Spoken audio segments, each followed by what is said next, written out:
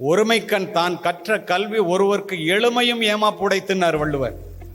ஒரு பிறவில நீ படிச்சுட்டேன்னா 7 பிறவிக்கு உதவுண்டா. ஒரு பிறவில வேலைக்கு போயிட்டேன்னா 7 பிறவிக்கு உதவுண்டா. எங்க தாத்தாவோட அப்பாவுக்கு கையெழுத்து போட தெரியாது.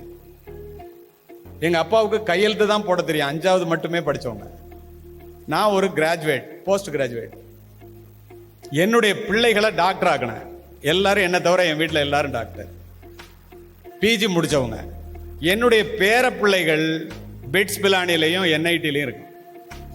6 தலைமுறை ஆகுது ஒழுங்கா உழைச்சு வாழ்க்கையில் என்ன சம்பாரிச்சு நிம்மதியா அமைதியா நம்ம வாழணும்னா. இதை ஏன் சொன்னேன் தெரியுமா?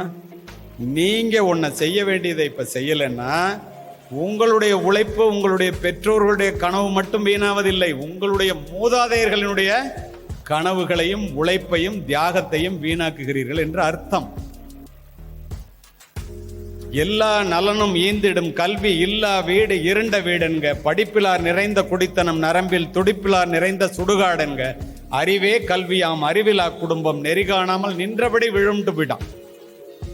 வீட்டில் அம்மா அப்பாவுக்கு வசதி இருக்குன்னு புள்ள படிக்காம இருந்து ஒரு வேலைக்கு போகாம இருந்தா அந்த தலைமுறை நின்னபடி விழுந்துருமா. ஏழை பிள்ளையா இருந்து படிச்சு வேலைக்கு போயிட்டோன்னா ஆலமரத்தை போல விழுது விட்டு வளருமா. எப்படி இருக்கணும்னு நீயும் முடிவு பண்ணி. Download ShareChat.